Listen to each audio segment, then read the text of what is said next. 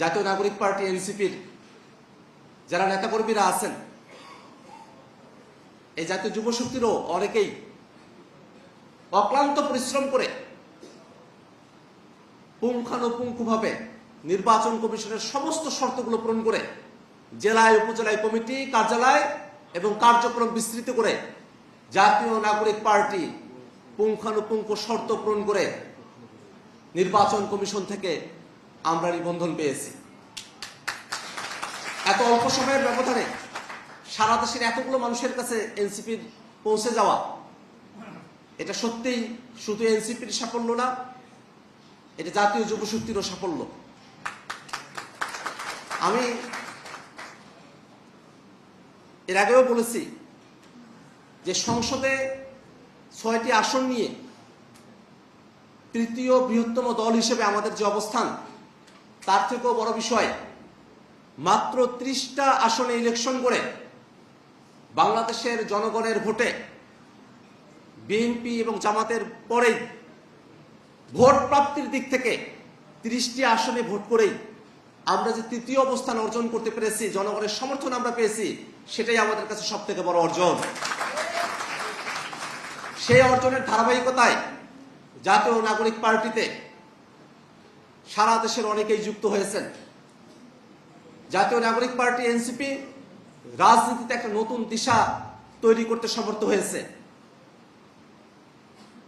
আমি অত্যন্ত আনন্দের সাথে একটা ঘটনা বলি। এবার বৈশাখের সময়টাতে আমি রাঙ্গামাটিতে ছিলাম। সেই রাঙ্গামাটির লংগদু উপজেলার কাট্টলি বাজার নামে একটা দ্বীপ,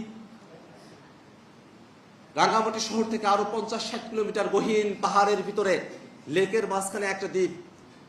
সেখানে আমি গিয়েছি হঠাৎই। আমি যাওয়ার পরে বাজারের তরুণ বৃদ্ধ অনেকেই আমার দিকে এগিয়ে এলেন এবং তারা ফিসফিস করে বলছেন যে এনসিপি আসছে, এনসিপি। এই যে রাঙ্গামাটির লংগদু উপজেলার কাট্টলি বাজার, ছোট্ট একটা দ্বীপের মধ্যে, পাহাড়ি দ্বীপ, সেখানে যে এনসিপির বার্তাটা পৌঁছে গিয়েছে, এটা প্রমাণ করে বাংলাদেশের প্রত্যেকটা গ্রাম অঞ্চলে, চরে হোক, শহরে হোক, পাহাড়ে হোক, গহীন কোনো জায়গায় হোক, বাংলাদেশের প্রত্যেকটা প্রান্তে জাতীয় নাগরিক পার্টি এনসিপি ছড়িয়ে গেছে। আলহামদুলিল্লাহ, এটা আমাদেরকে অনুপ্রাণিত করে।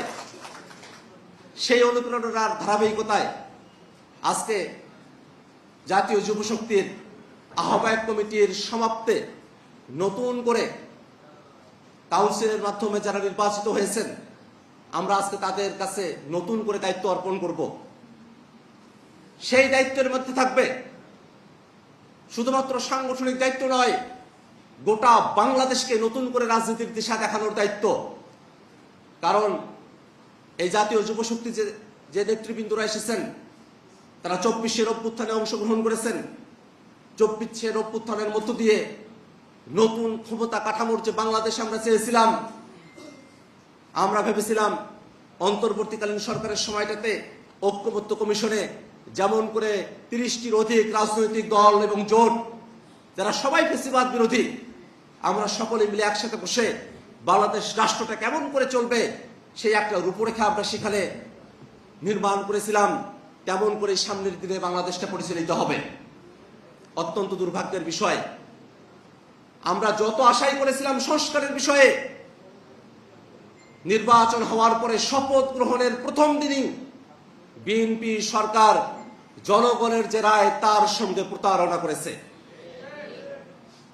গণভোটে হ্যাঁ জয়যুক্ত হলে সংস্কারগুলো বাস্তবায়ন করার যে বাধ্যবাধকতা, সেটা বিএনপি না বুঝে গণভোটে হ্যাঁ চেয়েছে, এটা আমাদের মনে হয় না।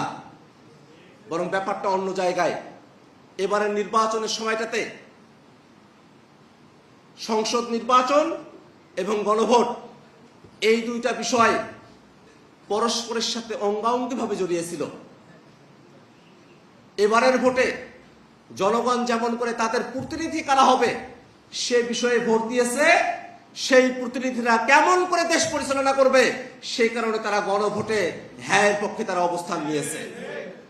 অর্থাৎ বিএনপি যখন বলে যে তারা মেজরিটির ভোট পেয়ে তারা সরকার গঠন করেছে, অতএব যেহেতু তারা সরকার গঠন করেছে, টু-থার্ড মেজরিটি পেয়েছে, জনগণ তাদেরকে সমর্থন দিয়েছে, যা খুশি তারা তাই করতে পারে, এই বক্তব্য গণভোটের সঙ্গে প্রতারণার শামিল।